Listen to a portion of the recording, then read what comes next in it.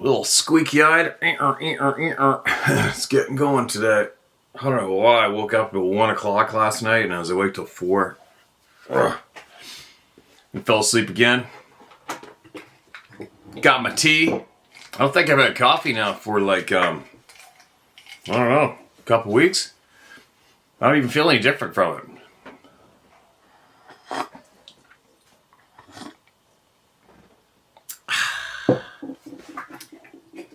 Doctor recommended strongly, so okay, no more coffee. I don't give a shit. And a bunch of other stuff. See what comes. But anyway, little bit of a first-hand report here. Weird shit. So earlier in the winter, I went way up the river here, this river system over here, and I was casting my GoPro on the rod with my little setup to see if I could film the steelhead underwater, and the line was getting worn. It wrapped around the end of my rod. It snapped off. $600 camera. Meow, plunk in the river and down it went. And I'm like, oh my god, you gotta be kidding me. Middle of winter. The river's going pretty good, so I hiked all the way straight up the steep bank, jumped to my quad, and I ripped down the gravel road and down, I don't know, quite a ways down to the next bend, and I sat there with a weight, tied a weight and a few hooks onto my line. I just sat there waiting and waiting and waiting. Hopefully it'd make it to me. Didn't come through. I'm like, okay, well, maybe in the spring or summer, right? Maybe in the summer we'll find it. Anyway, so got all the chores down here yesterday. Got everything I had to do. I had to blow all of the barnacles and shit off the bottom of my Zodiac. It's been sitting in the ocean all this time with my power washer. Made the front of the shop smell like the bottom of the ocean now for a couple days or whatever. And then I said to Sarah, I go, well, it's still hot out. This probably be my only chance. Do you want to go up river with me and see if we can find, we'll walk the river all the way down to where we can float on the tubes, and then we'll float on the tubes, which dumps into the next river. And then we go down that river and pull out at my friend's house. She's like, okay, let's do it. We had to bring our little blow-up tubes with us. So I took my quad all the way down to my friend's house, who lives in the big river.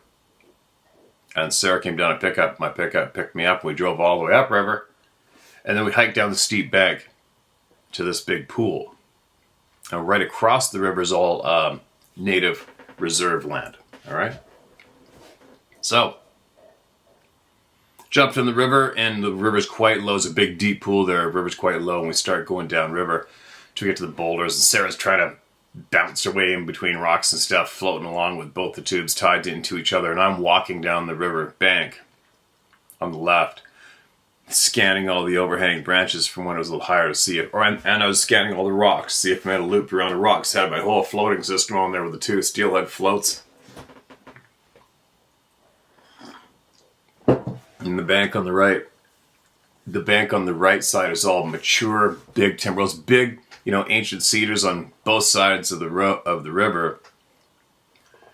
Timber, expanse timber on the left, and then steep, almost straight bank on the right, but it's timbered with thick brush, right? And the river's fairly loud. It's running. And then I'm walking along, and then Sarah goes, "Don't you hear that?" "Hear what?" And she points to the bank. So the old gravel road is way at the top, back of the trees a bit, and there's a whole bank of timber. She goes, "There's a bear in there walking beside us." I'm like, "What? You can hear it?" She's like, "Yeah, I don't hear shit." But she was in the middle of the river listening, and I'm on the far bank. I'm on the native land side of the river. And I'm looking, and the sun, of course, is coming from the same direction, but way over to the right, up high. And I'm looking at the timber and straining my eyes. I'm like, weird, random. Maybe we bumped into a bear. Maybe there was still a handful of dead sockeye lying around. And then she's standing there looking like she's literally, her head is going in the direction that this, she said it was stomping. And then we went farther down the river. I shrugged it off because, I mean, there's bears everywhere. We're swimming with a bear right there the other few evenings ago. And then we go farther down the river, maybe another 150 yards. And she goes, it's still walking. It's still there. Do bears follow us? Look, you don't hear bears. When bears walk the woods, you do not hear bears. You hear bears when they run. You might hear them the odd time if they crack a branch, maybe one little tiny twig snap. Or sometimes they will bend over baby alder trees and eat the tops and stuff, but you don't hear them walking. And I go, what is it? What did you hear? She goes, a total she goes like this. I'm like, oh, here we go. So now she's back away on the opposite side of where she's hearing it. But it's not amazing. So she's hearing this for about 150 to 200 yards down the side of the forest. She's hearing this loud and clear. Stomping. She said, following us. I'm not hearing nothing. I didn't hear nothing. Didn't feel anything. Didn't hear anything. Anyhow, Sarah, she's not into this shit, right? She is an intuitive in a way, I guess. She sees some things that a lot of people doesn't see. She doesn't talk about it. She doesn't look into it. She doesn't have paraphernalia for the paranormal laying around. It's just been this way with her whole life and the kids. But anyway, the other thing she had happen to her right around here is she smelled the smell, dog going crazy, and when they're walking the dog in the big timber down the other end here of the park, and she said that it was like somebody was right behind her, standing right behind her. She spun around, doesn't see anything. That happened a few months back, right? And we had the taxi driver and his fare saw the being cross the road right in line with that park. A property just down the road, had them on their property all the time. They're here. That's all there's to it. We've had the stuff going on in the house. The house has been slapped. My axe has gone missing. Whatever. There's no surprise. I'm not freaked out. I'm not creeped out at all. Didn't get any feeling. My hair didn't stand up my arms. Nothing. And it gets a little weirder. Then we're going down the river. I look down and I'm like, oh, weird. Looks like an old dog carcass or something. There's this weird skeleton coiled up on the edge of the river. I'm like, oh, it looks like a dog or something died right here. And it's all dry and bones. I picked up and showed her she was over there. And then about 20 meters farther down, or 50 or something, I found a skull. Look at this. It wasn't a dog. It was a river otter carcass. How random is that? Huh? How random is that? River otter. So, I had to grab this and bring it home because it's so useful. Random thing. Maybe I'll put it right here. There we go. Item of interest for somebody who comes over. Anyway. Now she found a little bit more water and she went scooting in her inner tube way down past me, and I'm walking down the river and I look to my left and I'm like, holy shit, look at this trail. Whoa. I mean, we got pretty big bear trails around here, but not like this. This was like, holy shit, that's a trail. Just stomped and wide. Coming out of the timber from the reserve side, no houses in there, to the river. And then I went to go walk down a little bit, and I hear Sarah, where are you going? She can't stand not being inside of me, right? I'm like, God damn it. All right, I'll have to come here another time. So I took note of that. That was one hell of an insane trail. Holy shit. And I mean stomped flat in there. 100% not human. Humans, this strip of river, people do not go down to this side of the river, this end of the river. They just don't. You can't float it. You can't hike on either side. People don't go there. So, then what happened? Then about another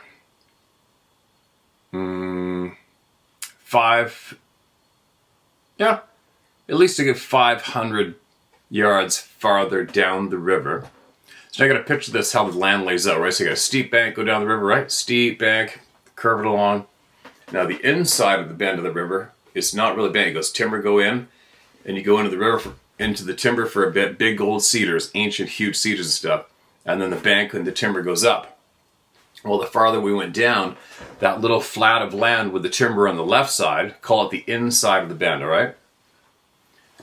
That strip of timber looked like it stretched out to about maybe 200 or so yards wide of level timbered ground just above the river we were in. Okay, following? And then that strip of timber went all the way down to that big pool where I have made videos before, and I recorded that huge frickin' bear who rubbed off in the spring. He looked kind of red. And where I am confident, I had the photo of that probably 9-foot tall head in that green bush right above down. I was taking a picture of that bear, or a video of the bear. And then I took a photo of that bear going down the edge of the river there. And then I looked up and I noticed that. I'm like, what the hell is that? Is it a stump in the trees? And I took a picture. I was zoomed in, and it is the perfect shape with a pointed head, everything. Lots of people says, that's just a shadow. It wasn't no shadow. I caught that sucker's head. Clearly. Whatever, who gives a shit? There's another photo, right? That wasn't my intent. But anyways, I'm just saying to take note of. That's in the tail end of this big patch of timber that went up the river and wrapped around.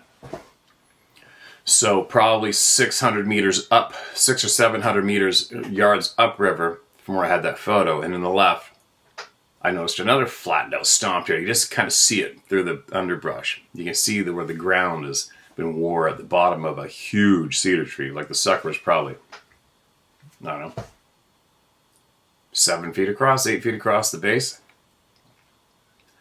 And I go, so I'm on the far side of the river, and on the across from me is that big expanse of timber on the other side, which goes forever. I don't even know what's over there through that timber. We've flown the drone up there before. It's all just timber and then swamp way down there.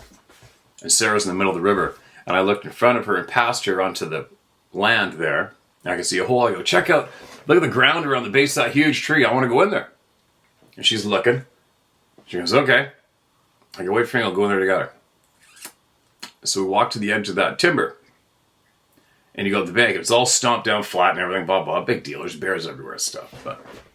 And I look over at this other big cedar tree, and here's these 4 sticks about like this, about like your wrist. 4 sticks, very random sticks, branches, old branches, sticks, and they're about 5 feet long. And they're all propped up, laying against the base of this tree. Big fir tree, second tree in. I'm like, huh? Obviously for me, I'm like, oh yeah, okay, whatever. But then Sarah, all of a sudden, she's right behind me, and this flattened out area in the forest is about, it's no bigger than this room. It's smaller than this room. So I'm going to go 10, 12 by 12. And she's right behind me. She goes, oh, this is weird, these sticks. I looked at her and I go, aren't they? She goes, no, right. Where'd they go? And she's going like this. What the hell? I go, what are you doing? She goes, there's like 7 sticks, all the same size, all laid out like this on the ground right here. I just saw them. They're gone. I'm like, what? She goes, no, I saw them. I counted them. It's really weird. It's like round. I'm like, what are these? This is weird. Look at these sticks. And I looked at you and looked, and they're gone. I don't see them.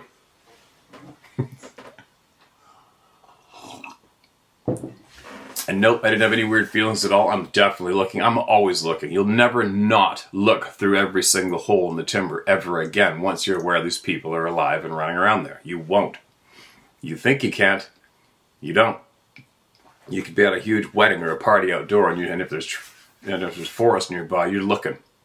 You'll never, and there's probably thousands of you listening right now that know exactly what I'm talking about. You will never look at the forest and not be looking.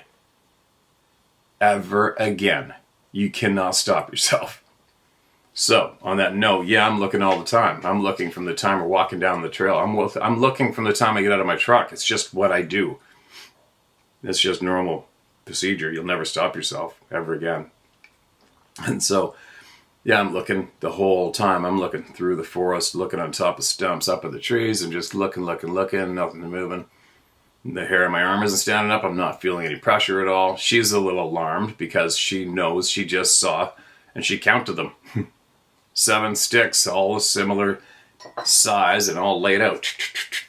That's how she described it. It's like, they're right here. Like that, right here. I looked at them and I counted them. They're gone. I'm like, there you go. And she's doesn't nothing fizzles me. Not anymore. Nothing. You could have put if you could have had flat ground there and all of a sudden put a 20-inch human like bare footprint stomped into the ground right in front of my face without making a sound, and all of a sudden there it was. That probably wouldn't fizzle me either. Just doesn't. Not anymore. Nothing surprises me. But I don't lose too much sleep over weird things anymore either, right? I shrug it off pretty quick. Oh well, there you go. But she's like, that, what? Like she's kind of bothered by what she had just seen at her feet, and then it disappeared. As anybody would be. So there you go. That was it. And then I looked around a little more, I'm like, all right, let's go. And then I kept her in my sight. Yeah, I was just gonna, because she's standing looking around, I started to go down the bank to get back to the edge of the river. I'm like, no, come on, let's go.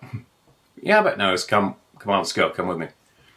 I didn't feel right leaving her standing right there at all. That's true. I didn't feel comfortable leaving her standing there alone with my back to her at all. So I kept my eyes on her and made sure she walked with me back to the river, got in the tube beside me, and then we carried on.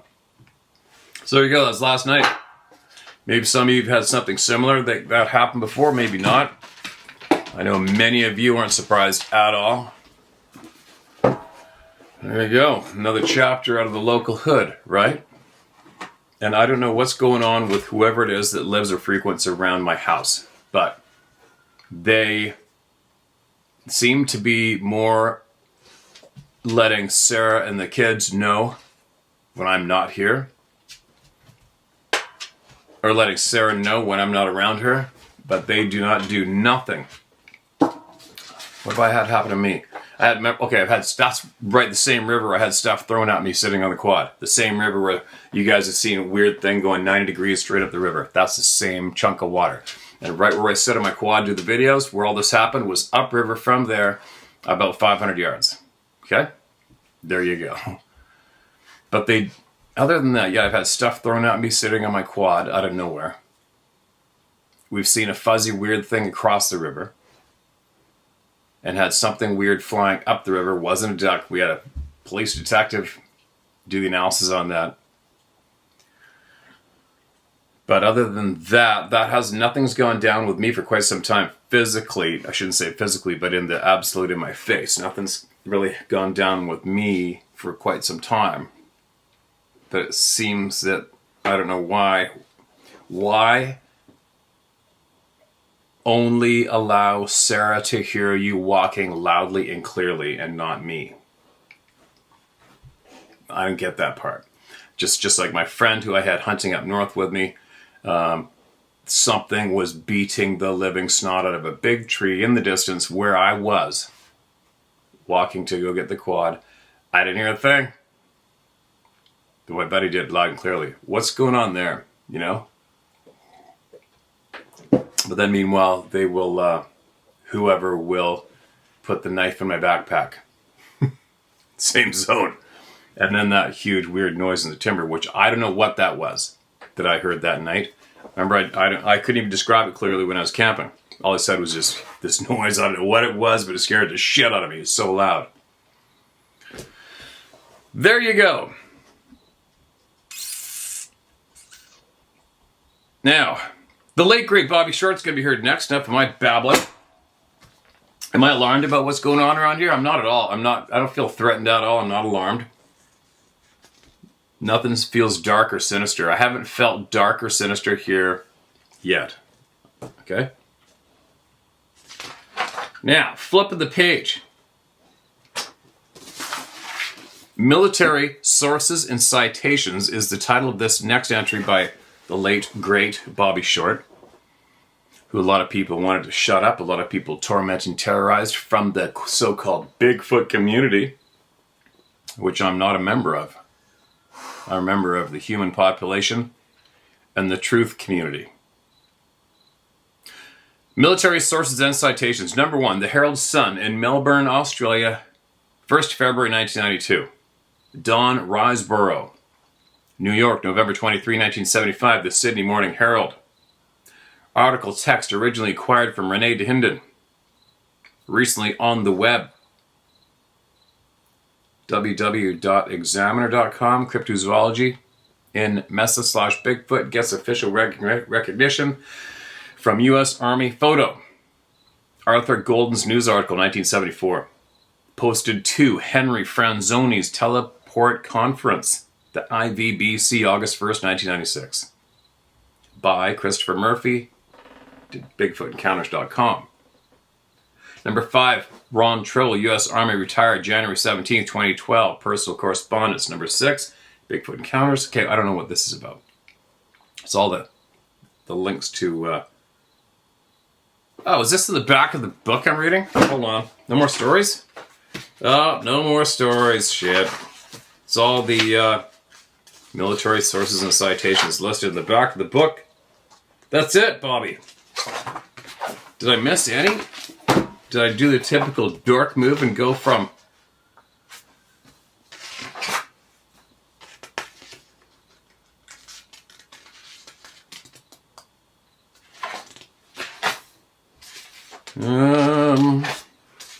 All right.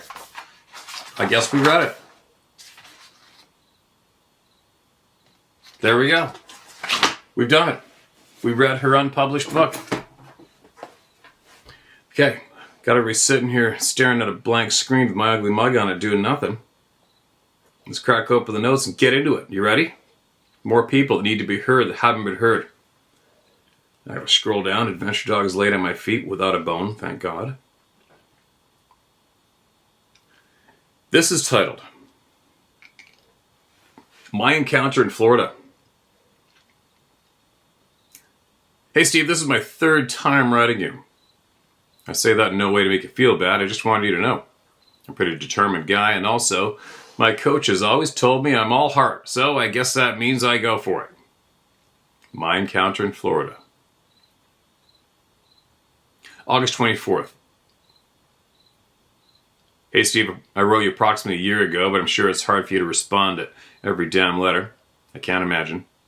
Anyway, I know I don't know you, but I sincerely hope you and your loved ones are well, and thank you for all you do. It's real people like you that are making a difference in people's lives, including mine. My background is fugitive recovery agent, wildland firefighter, and fishing charter captain, but mostly an outdoorsman all my life. It all started when I was a boy growing up in rural Florida, farming and ranching. We had a prized horse go missing, and after searching for him for days, he showed up on his own. He looked like a giant monster with claws, had ripped open his whole neck with a giant hand. No way. How he didn't bleed out is a miracle. That led to me learning about Sasquatch and how real they are, and that my Sunshine State was a hotbed for these beings, and many others, I think. Later in high school, my friends and I had a pretty terrifying encounter, and even though we did not visually see the creature, there was no mistaking it was a Sasquatch. It was November night and during Thanksgiving break. We were camping on my friend's ranch, way on back of the property, about approximately 300 or 400 yards from the main house, and it was a cold, drizzly night. I'd lit a pretty good-sized bonfire, and we were all eating and drinking, mostly soda, but there was beer, I won't lie. There's quite a few of us guys and gals. Anyway, it started raining harder, and some of the girls and guys thought they would melt and went and got in their tents. After slacked off some, I took like an old large Slurpee cup and poured gasoline in it and tossed it onto the small flames to reignite the fire. When I did, The flames shot up like 20 feet or so. Just at that exact moment, we all heard a roar from the edge of a clear-cut hayfield pretty far from our camp. It was no ordinary roar. It sounded like King Kong when he roars in the movie at the giant snake. You could feel it through your whole body. It sent fear into you. Once we all heard it, people came out of their tents and we all huddled around and we were all wondering what the hell it was. My little sister had a horse farm and used to live right beside a place called Big Cats. And I heard lions and tigers roar many times. And I'm here to tell you, it was way more powerful than that. So, like a dummy, I took 2 buddies and a 30-30 and went out to investigate. We were all scared, but curiosity got the best of us. During our investigation, we found 800 to around 1,000 pound Texas rolls of hay literally thrown off a flatbed that they had been on earlier. One of them had bounced off the ground literally like 15 yards from the truck. I don't know any human or animal with that kind of physical strength. Do you? Anyway, needless to say, we got the hay out of there. The last crazy part of the story is, the next morning at daylight, my friend told me she found something and it ended up being a huge footprint. I got on my hands and knees and looked at it closely. I estimated it to be 16 or 17 inches long and maybe 5, maybe 6 inches across. I thought 4 before, but truthfully it was massive. Lastly, the thing that gives me the chills even today is, whatever this creature was, it had walked all the way around our camp that night. I actually stayed up all night in ready position by the fire, and other than a little snoring from the tents and cracking and popping of the wet wood drying out by the heat, I heard nothing. This thing was so stealth that a seal could not have been quieter. It gave me a whole new perspective of sleeping in the wilderness alone. I don't do it anymore, and my head is on a swivel now every time I'm in the wilderness. Said everybody, including me. Not in any way to take away from your channel, but I got into much more detail than Sasquatch in a Sasquatch channel. Okay, man. I'm Fox, by the way. People may doubt these creatures exist, and that's their right, but once those very same people have an encounter, they will then realize how ignorant and uninformed they were. These creatures can survive and thrive where we can only dream about.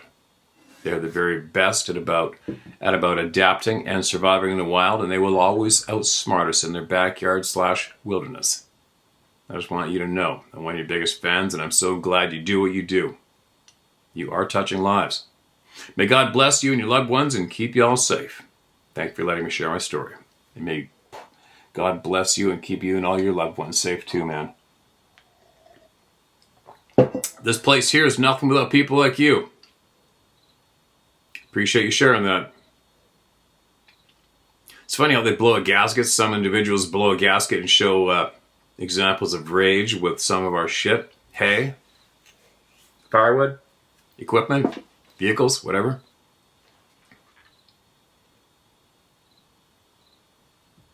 There you go, the roar that shakes your body again. Now, have you read this? Oh shit, did I just lose that? Stupid things. Hold on. Oh, come on. Give me a second, I've lost it. Alright. This is a recent one. I don't think I read it. We're going to find out. Sasquatches of Vancouver Island 3 is the title of this email. Excuse me. Thanks for reading my story, Steve. One of mine was the one with their liver on the stump. Oh yeah, I remember that. I'm glad you're giving us a little follow-up. Looking forward to reading this. I vividly remember that. That was just up the road from me. The other one, I was in my tree stand where I jumped out of the tree with my new bow. And one more was the Port Albany? Or Alberni? Port Albany story of Ward Lake camping. This story is just north of Parksville. All right, not far from me, that's right. I was bow hunting early afternoon and I just got up from my tree about 3 o'clock. I guess everything was fairly quiet. And in an hour, all of a sudden I hear deer running all over.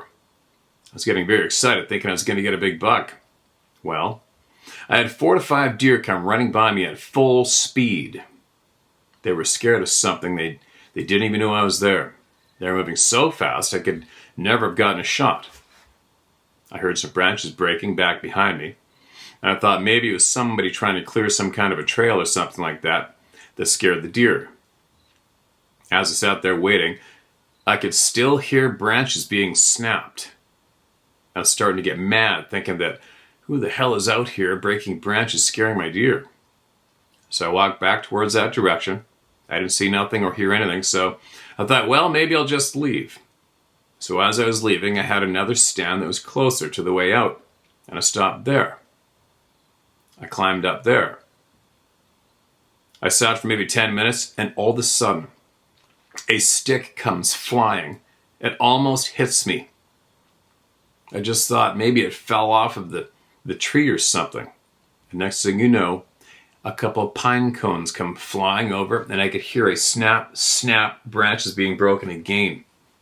This time I knew exactly what it was, for I've had many encounters being a bow hunter on Vancouver Island. This thing was breaking branches really loud. I was getting pretty scared, so I basically just said out loud, "I'm leaving." I went to grab my phone, and I wanted to hit record to get the sound of all the branches breaking so I can play it for my buddies, because he doesn't believe, because he hasn't seen one. So I climbed down out of the tree, and that thing paralleled me as I walked out. It followed me for 200 yards parallel and made sure that I got out of there. I was pretty shook up. I didn't go back for a while.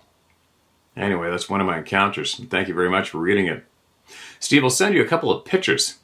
One on the Stamp River, maybe a mile from your house. I found 2 tracks there last September 15th, and I know the one is way too wide to be a person. 6 inches wide. Thanks again, and keep on reading the stories. All right. Oh, and here's your email again. Saved twice. There's the photo. Let's have a look at this.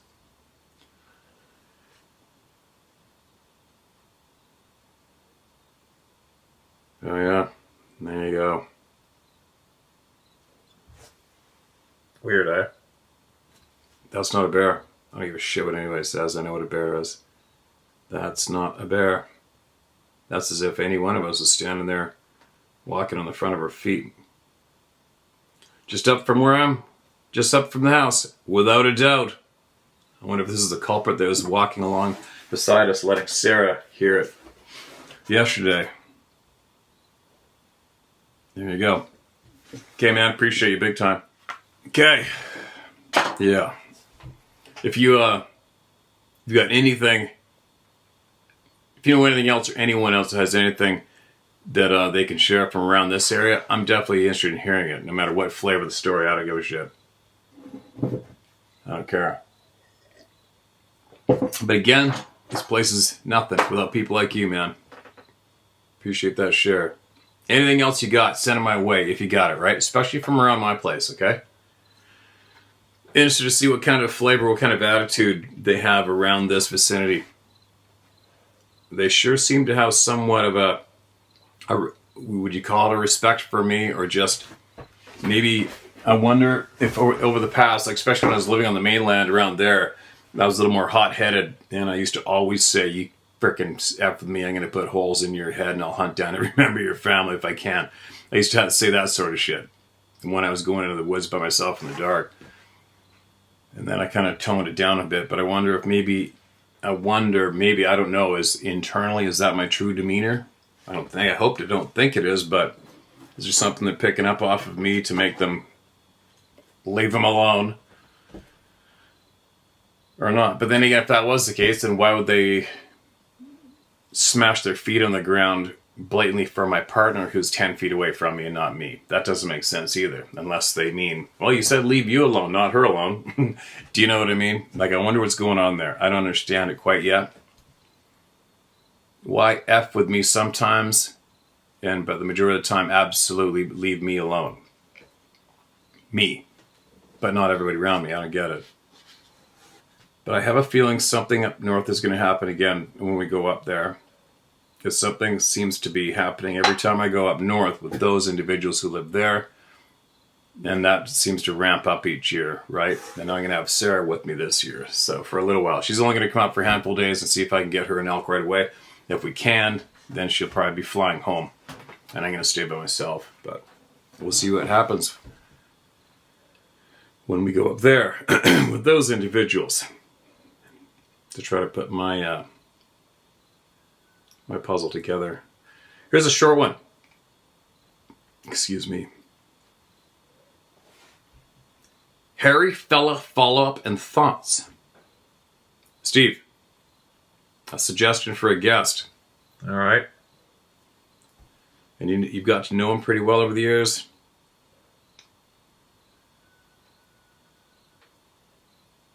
All right, gotcha. I'll look into it. I'll look into that. Don't know who you're talking about, but I'll look into it. So I'll title this Look Into This. Is the new title for this one, so I don't lose it. Here's another one. Mark, this is red. What do we got here? AKA Colorado. As promised, my friend part 2.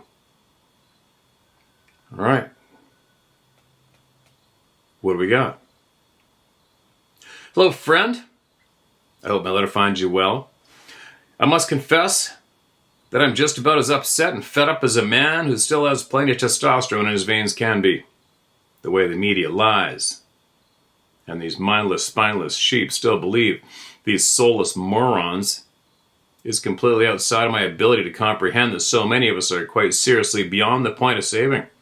I mean, Steve, President K. Harris, are you effing kidding me? How in the hell is that even a thing? Look, I know that she's just another empty vessel for the real monsters who control our government, but give me a goddamn break. This has got to be the final insult to see if there are enough of us who still have a pair out there. And a great big F you in our faces to determine if there are enough of us that will finally say enough is enough and stand up to these traitorous bastards. Steve, I've done vast research, and all I can tell you without a trace of doubt that the government in my country is corrupted, and in many cases purely evil. So much so that I know in my heart that there is only one way to save this country. And Steve, it's ugly, upsetting, and although I know it's coming, it breaks my heart that so many are going to be sacrificed by the monster in order to save the power. Save the power and control they can feel slipping away. They are all exposed. So many don't want to acknowledge it because they're, well, sorry. But too big of pussies to do shit about it. Anyway, sorry I'm going off on an issue very close to my heart and as important as what your platform is about. But that all said, still not the place. Forgive me for my rant. No problem, dude. We all gotta say it. It's gotta be said out loud. Hell, I'll add to it. Recent report came out, emails came out yesterday that shows that her and Biden played a big role in making sure that the trucker protest in Canada, they were suppressed and taken offline, and the truth was withheld from the public, and they did that alongside with Justin Trudeau. Just so you know. A lot of people might tell me to keep my nose out of U.S. government business or news, but the fact of the matter is, the dark team is running all the Western countries. Take for what you will, leave it, but the receipts are in your face. I knew exactly what was going on the moment our second-in-command psychopath welcomed Hillary Clinton onto the stage last year in Canada. And then it's like, there we go. Gotcha, man. I'm right there with you. Moving along with your email. I finally caught the episode when you read my letter about my first meeting with these beings, and you had a question. It's simple, Steve. Very few on this planet are the type my grandfather was, and you just happen to be one of those people.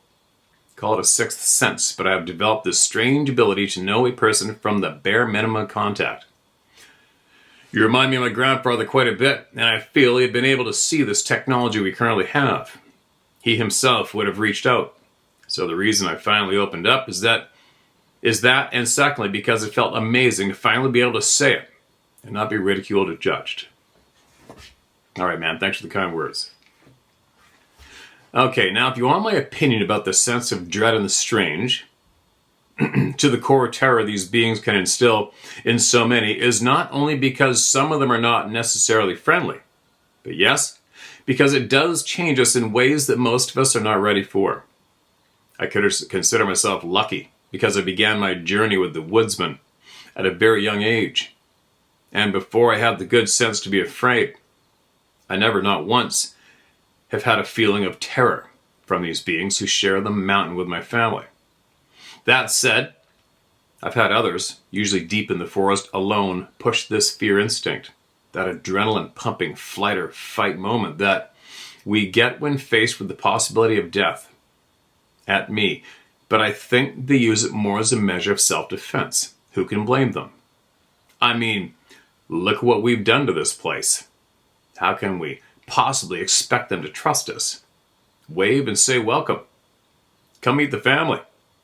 Most of the idiots in the woods will either try to kill them or have every news organization, or worse, government organization there destroying the peaceful life these beings, for the most part, are simply trying to live, hoping to collect a small fortune for the directions to the legendary Bigfoot's house. Okay, back to my story. I spent most every day possibly hunting the woods my family owned, and I knew them exceptionally well, even as a young man. I have many things to share with you, but I have to, for the sake of letter size, keep it to one or two things, especially since I've rambled on for so long about everything else. No problem, dude. I do it all the time. Anyway, by the time I came back from the first Gulf War early, because my unit had taken fire on a night jump, I was hit in one leg badly and the other superficially while still in my chute. I gotta tell you, having a few seconds to think about how much it was gonna hurt when you hit the sand is not the most fun experience one can face in life. But they knew I'd been hit, and a good friend got me so that I could get my arms into his rig sitting back to back. And basically him dragging me to a lift site as I sprayed lead at anything coming at us from his 6. I thank God daily that I'm lucky enough to be alive to tell you these stories. No doubt.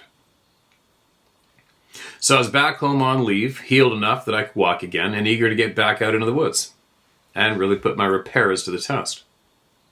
By this time, I had spent years encountering these beings, and, as I said before, had developed something as close to a relationship as possible, considering it's not anything like relationships with us. I'll go into greater detail of our interactions over the years, and how over time I wasn't speaking to them verbally, but instinctually in my head, and without knowing it, being heard by them. Believe me, it's not something supernatural, and I couldn't do it if I tried. I think it's a communication channel they have, and they respond based upon trust, fear, or anger. I don't honestly know, Steve. Sadly, I feel as if I have a connection with the beings in my woods as strong as possible in these times, and I have more questions than answers. I won't pretend to know as much as some claim, because the relationship simply isn't as chummy as I've heard some claim. Yes, there is a talking back and forth and limited conversation, but as far as the answering the million questions I have put to them, sorry, it's just not like that. So I'll tell you a few examples over the many years of my interactions, and my eventual earning enough trust to be shown an infant. Oddly, it was after my daughter's birth, and verbal, the father's, sorry, let me read that sentence one more time. And my eventual earning enough trust to be shown an infant, oddly, it was after my daughter's birth, and, capital V, verbal, the father woodsman asked me if the infant was mine. I'll tell you that one next time. This time, and for this encounter, I had known verbal for almost 10 years. He knew immediately when I entered the mountain that day that I had been wounded, and he knew another human had done it. Sorry I'm all over the place, but there is just so much to say it gets easy to end up sidetracked. He inquired where, and I told him, and he said nothing, only cautioned me, and that was it. I went about hunting for a buck I knew was on the mountain, and liked to stay to the peaks among the soft moss and laurels, because about a 3/4 mile from the peak, down a few ridges, was a cornfield my uncle intentionally left small outer sections unharvested so the game had enough to keep them through the harsher winters. This was a monster 11 or 12 point that I'd seen several times over the years, as far back as when he was just a 10-pointer. I waited and walked and waited, knowing that I was being carefully looked after. Don't ask me how. Just a feeling that I trusted as much as my gut, and after the situations I've been in, if you know what I mean, I trust my gut completely. Perfect. I ended up jumping him about 2 miles from home in a hollow just down the backside of the mountaintop. I had a split second, shot and fired. Steve, I knew I hit him because I saw his body absorb the bullet. And the shot was just above the front shoulders at the base of his neck. I looked everywhere, Steve. I went back to the exact place I took the shot and then back to where he should be all late afternoon until I was too dark to try anymore. I was devastated. I know the feeling. First off, I hated leaving an animal to die and go to waste, and second, my pride just wouldn't let me admit that I had missed the damn thing. In complete darkness, I started the trek back to our house. As I left the woods and stepped into a clearing, just a shabby meadow that opened up to a tree line that bordered the backyard, I turned back to the woods and said to no one, "Verbal, honestly, man, you could have at least told me where in the hell that deer went." I was upset, frustrated beyond words. Everyone was worried about me by the time I opened the basement door because they had heard the shot I had taken hours earlier. I told them about the beautiful buck, told my granddad that I was certain I had hit it, and after a late supper I went to bed vowing to go back at first light to try again to find the animal. Steve, I woke up to howl at about 5-ish. It was close and something very uncommon to hear from the beings in these woods. There was an old barn off to the right of our backyard, double doors that open up at either end, and we use for a number of things. Cleaning, dressing our game being one of them. Someone was knocking louder than hell on the barn doors. I threw on some clothes and rushed out thinking something was wrong or someone was trying to break into the barn. My grandfather was out the door right behind me. The buck I had shot was lying at the back door of the garage. He was field dressed, though roughly, but there, fully intact. Steve, it had to be him. My grandfather said he'd never known them to interfere in our business, but what else carried a big 12-point buck, tore it open, crudely field dressed, and dropped it at the very door we brought our game in to clean and dress? Also, what else could possibly knock so loud in a barn that it sounded like it was coming apart? Well, other than meeting an infant one, that's about the strangest thing that has ever happened between me and the woodsman who lives above our property. I mean, I've seen them move impossibly. Not fast, Steve, impossibly.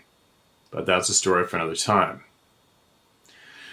God, I'm sorry I went on so long. If this is too long, then by all means, don't share it on your channel.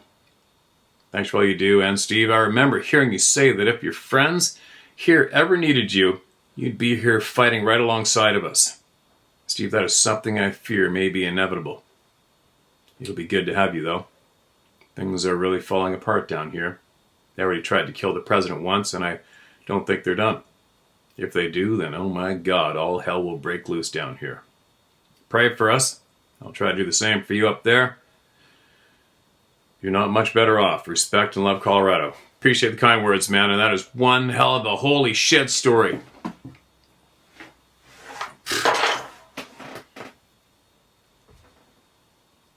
It's funny. I almost had a gut feeling. It kind of reminded me. I had my huge, monstrous blacktail buck that I watched grow for years. He was huge. He was a big buck when I first saw him, but I just knew he was young and he was going to be something incredible. And I watched him grow for 4 years, and I think on the 5th year, he was absolutely mind-boggling huge. I got so many trail cam photos of him. I bounced the arrow off of his back 30 yards, shooting steep straight up. Couldn't believe it. But anyway, I never saw him again after that fall, and for some weird reason, in the back of my mind, I had a funny feeling that somebody else got him or somebody else was going to prevent me from getting him. I just had a weird feeling. I'm trying to say this along the lines of you and this buck and this weird thing happening hunting. Now, I haven't shared this yet, but the exact same spot this last fall, and I shared my gut instincts, my intuition. I had just gotten home from being away for 3 weeks. Took the ferry home, and then the second I got home, I was like this. I got to go to my blacktail spot, which I have to turn around, drive an hour, get on the ferry, take an hour and 40-minute ferry ride to the mainland, and then I got to drive an hour and a half and hike for a couple hours to get into that spot. And there's only 3 days left in the hunting season. And here I am at home after being away for 3 weeks, and something is telling me, go, you got to go. And I looked at Sarah and I go, I got to go. I think it's going to happen. I got to go to my spot, which I've hunted for like 20 years, right? And I left. I drove over. I stayed in Squamish overnight. I got to Squamish late that night. I went to bed, got up at 4:30, drove, hiked, saw no sign at all, climbed around to the top of the very same mountain I bounced the arrow off that buck. Went down, found the big tracks, found the fresh bed, tracked him down the mountain, circled back, went to my truck, drove another half kilometer farther down and around to see if I could possibly get on the exact same trail that buck was headed down, gambling he was heading down that migration trail again. But here's the weird part. I'm sneaking through the timber on moss rock, big mature fir, spaced out pretty good, but overhanging branches screening everything. And as I was stepping down off this rock, I didn't share this because it's not even worth sharing, but I will. Do you know when all of a sudden you'll get a little faint, a little weird faint breath? Would you call it like a faint breath, or how do you describe this? You get that quick little fuzzy feeling shoot through your lungs and your head and your body, and like a half a breath. When we start seeing the light spots, when you kind of the semi-blank out feeling, but over a split second, right? As I was putting my foot down, I felt this weird little, and I looked over, and there was this massive record book buck standing right there, the one I was after, looking at me from about 15 yards away. But the weird thing is I felt that feeling without knowing he was right there as I was taking my last step off this rock, and then I felt like, it's weird, right? I hope I described it well. There he was. Who's doing that? Is that man, it's getting hot in here.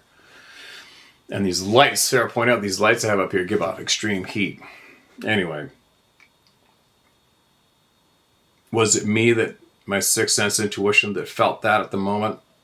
Was it the deer's soul in a way, or whatever, his gaze? He's watching me the whole time. Frozen. Did he get that feeling across to me, or was it something else? I don't know. Don't know. It's weird, and in that same area, I've been looking for the shed antlers for that previous buck I mentioned for a long time, never found one. And I went down this trail, and I know that the trail is such a heavily worn game trail, and it's wide open dirt, nothing screening anything on it. And it leads to a huge fir tree, and another fir tree, and there's a deer bed at the base of each one of these trees, way up the mountain in the middle of nowhere. And I walked down that trail specifically looking for sheds in the spring, and I turned around, walked back, and there was one of his sheds, an old one, because it had some lichen growing on it, laying right smack dab in the middle of that trail. Weird shit goes on, right? Weird shit goes on. But anyway, I don't know why those memories popped up and you mentioned that. That is quite the gift. Right? Isn't that crazy? They sure have a lot of respect for you. But yeah, your email wasn't long at all. It's my babbling is probably long. If you can, when you get time, if you want to, email me again. Or even, you know what, or if you wanted to, we could even do the Zoom thing. We just sit here and bullshit with each other and then share it with the public too. If you were into that, I'd do that. There's not quite sure when yet. So I have another fellow that wants to do that, and I have to make time for that as well. I don't even know what day it is. What day is it? It's Friday. I've got 1 day left here. And then apparently I have to fish for like 6 or 7 straight. But if you want to do that, let me know. Email me back if you want to do the Zoom thing, and we'll just have a conversation, but everything you know. No time limit. We can do that. Or we'll just sit here and hope that you email us again and share with us more of your knowledge, because I'm very, very, very interested in what you know. Big time. Love to hear it all. Appreciate you sending that in, man. Appreciate you big time. And you know what? We're all in this big shitstorm together. The Western governments are led by one. Don't believe me? Look into it. The Western collective governments are ran by one. So that puts us all in the same team. I only have a feeling if the shit flies, physically it's going to be south of the border first. And if that's the case with all my friends south of the border who I love dearly, yeah, I'll be there in a frickin' heartbeat. And I'll probably bring some friends with me. All right, one more. The title is, been trying to show you this trail camera photo. Well, you screwed up because there's nothing attached.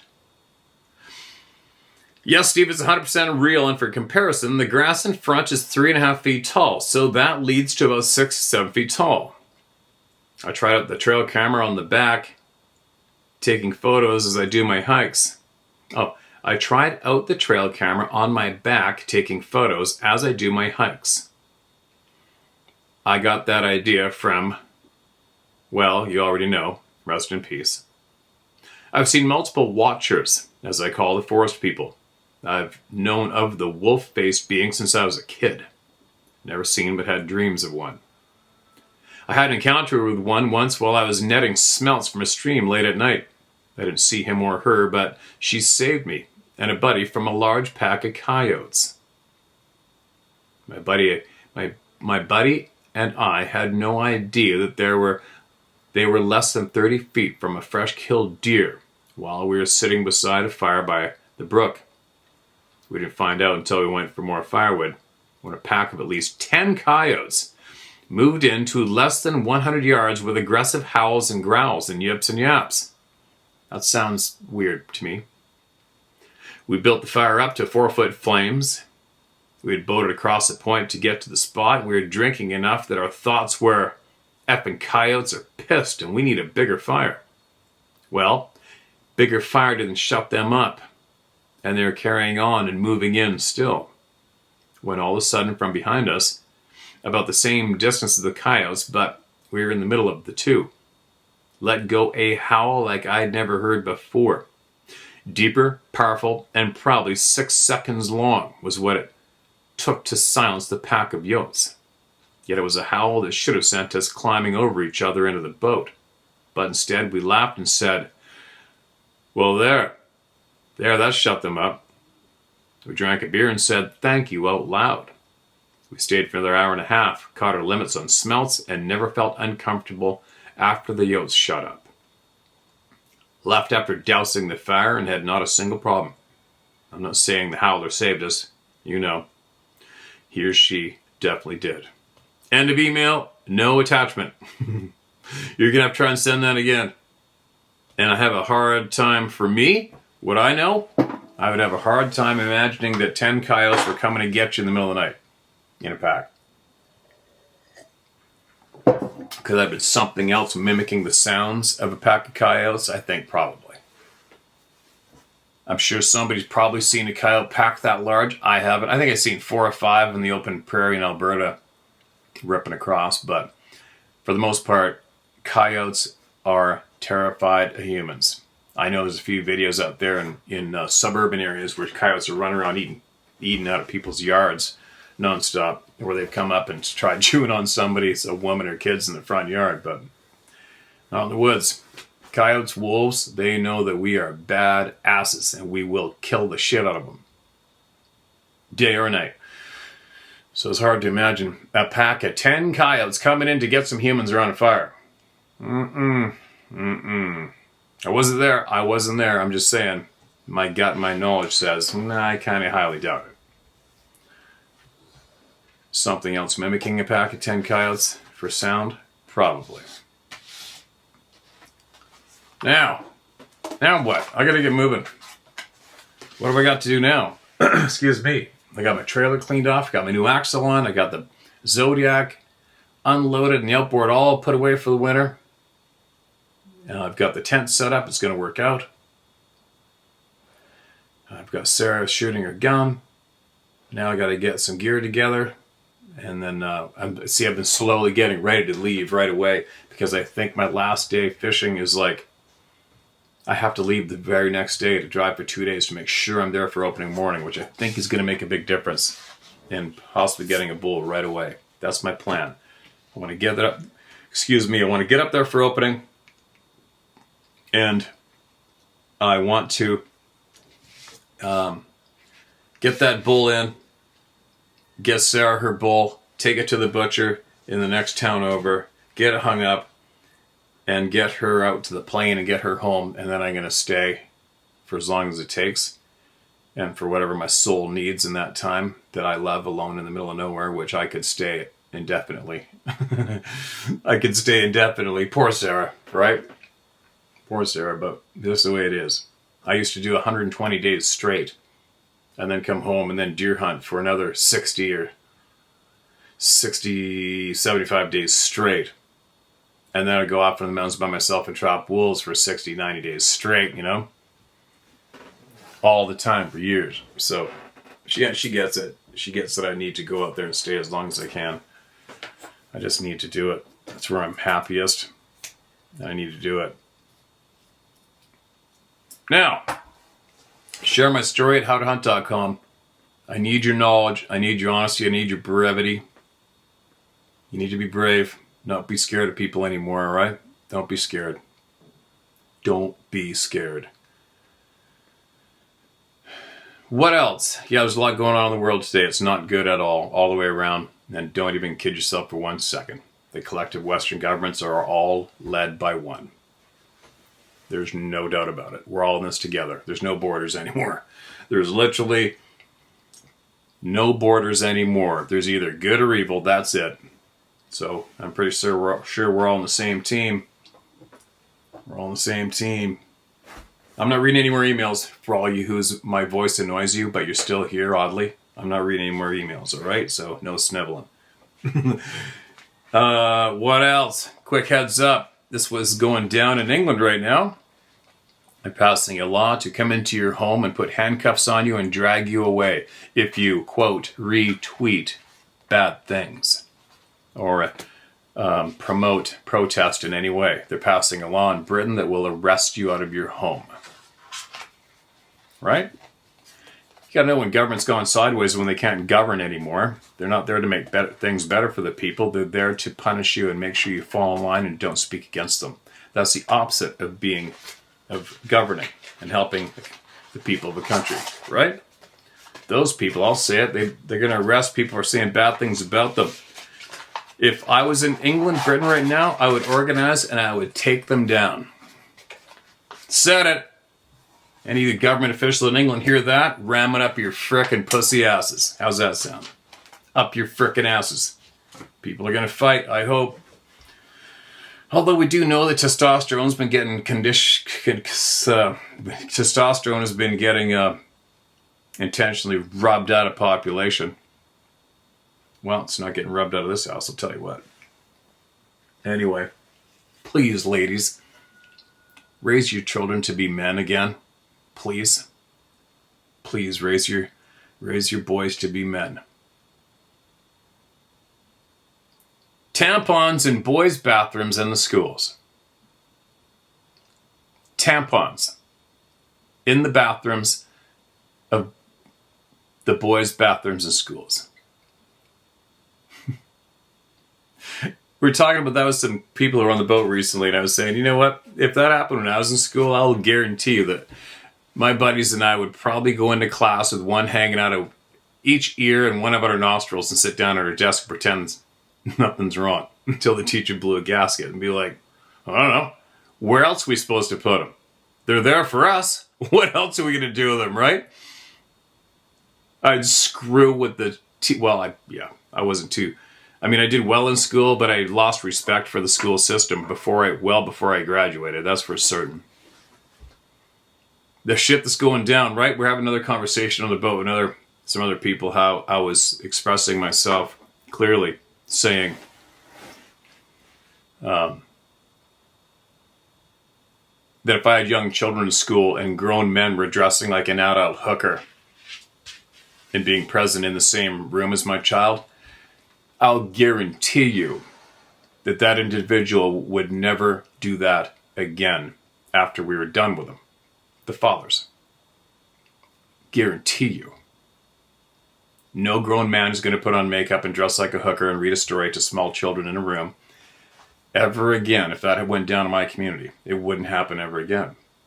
So why are you letting it? Right? Why are you letting it? It's wrong. Also, I was saying to Sarah a while back, I might as well just crack on this topic right now because it's fresh, because I had this topic. Went down on the boat recently. We were talking about it. You know, I got my buddy who's got the other boat at the marina. He lives a couple properties down. Lifelong logger fisherman. I got some good neighbors up here on my dead end road around me. And there's a video online. You can easily find it. It was on YouTube. Then it was a video of a 14-year-old boy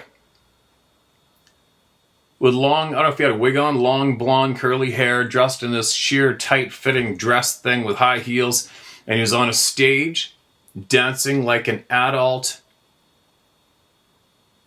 female stripper, dancing around a pole on a stage with a room full of adults, mixed men and women, whatever. They're mixed monsters as far as I'm concerned, clapping and cheering him on, loud music. And nobody's arrested for that?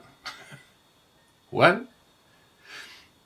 I know this is a little off topic, but I don't give a shit. I'm going to say it out loud again. I said to Sarah, I go, imagine today, if I came home from work on a Friday, you guys have been in my shop, and I said, hey, we just found this 14-year-old boy who really knows how to work the pole. He's got some great tunes and outfits. Now we're going to have him in the shop, and all the boys are coming over for beers after work. Said fucking nobody ever, right? Said fucking nobody ever. And if you did say that, you'd be in jail. And if the parents found out you said that, you'd probably be under a stump in a clear cut. Right? Right? What are you doing, parents? Men? I don't give a shit. I don't give a fuck who I'm insulting. If you have a small child that's inside of a classroom today with a man dressed as a hooker and you're not doing anything about it, you are a pussy. You should be ashamed of yourself. You should be embarrassed and hide your face in public. If you are a, quote, father, a, quote, man,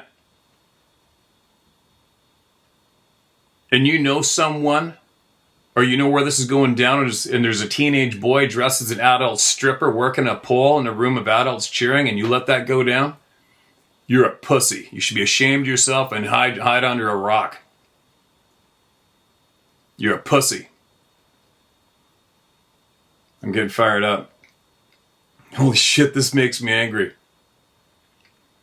The shit that's going down in community today, and the shit that what used to be men are letting happen today is absolutely disgusting. I don't give a shit what anybody says. Sometimes shit needs to be dealt with. Good men have to do bad things. That's how we're built. That's how it works. That's how nature takes its course. That's our natural role in this lifetime, is to protect the women and the children.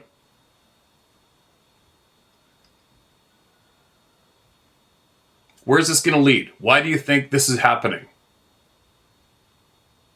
Right? It starts with the next generation. It starts with the children. You fuck up the children and get them all fucked up and misled. Well, now you got the whole population if you don't get stopped. Right? You let a man with a cock and balls in his frickin' female outfit compete against women and beat the shit out of them. And you let that go down, you're a pussy, a coward, and you're nothing. You're a nothing. Alright, I should probably shut up. I'm getting really, really fired up. I'm getting really fired up. I've had enough of the bullshit. I'm ready. I will not comply in any way, and I'm ready. I'm ready. Let's see what's going to come in the next couple months, right? Holy shit, I'm ready to go. I'm ready. Whew. All right. Let me get refocused. I'll never go back on what I just said, and I'll never apologize for what I just said. You're letting this shit go down in your community today. You're an embarrassing pussy. You're nothing. Turn it around, folks. Turn it around. Grow a set. Act like a frickin' man and take care of shit. And protect the children. Fuck. Holy fuck. Good God. Alright. There we go. I should be back tomorrow. I'm gonna have to go out and get some work done and get this steam out. Because I have had enough. What else do we got? Where was I? Sarah said these are still ripping, and apparently everybody's loving the shit out of these things. I forget the name of them, but it's kind of weird how they can pull that shit off these days, isn't it? Blacktail hunter stuff is still rocking along out there in the world. I'd love to hear back from people with the Club of No Return decals on their vehicles. Apparently a bunch went out to Switzerland yesterday. Oh, quick note too. She's sending these regular mail, and apparently you can't track them. And some of them are taking a long time, all right? So a few people have accused her of ripping them off. Do you really think for a second that Sarah's going to take your $12 or whatever the fuck it is and steal from you? Give me a break. Jesus Christ. She's handwriting and hand packaging all this herself. Yep, she's not paying some foreigner $3 an hour to do it. She's doing it all herself. And she cares about everyone. She's very sweet and kind and honest. And every single person gets their fucking shit mailed to them. Alright? There's been a handful of people who reported her PayPal. I'm not getting my stuff in the mail. She's stealing from me. Like fuck she is. Jesus Christ. She sends it all to everyone. It just takes a lot longer in different places. I don't know why. Go ask the mail system. Do you think it has some flaws, maybe? Right? Anyway, she's getting them all out in the mail. People are getting them. And even the people that tried to attack her online got their package a few days later and didn't apologize for being a dick to her. Shame on you. Anyway, holy shit, I'm in a mood, aren't I? I better get offline. Whew, have a great day. It's Friday. Make sure you do what you love to do, all right? Take your children out and do what you love to do. Crack some doors, open for those kids so that if they haven't found out what they love to do yet, they're about to because of you for opening up that door, okay? Make sure you do what you love to do no matter what. This weekend, even if it's for an hour, I don't give a shit. You have to do it, all right? Get your shoes off and get your bare feet in the dirt and get grounded out as well, all right? Get everybody grounded out. Kick that door open for those kids. Make sure they find out sooner than later what they love to do. Mix it up. Open lots of doors, all right? Feed their souls with what they're supposed to get fed. And I will stop babbling now, and I'll be back tomorrow. Later.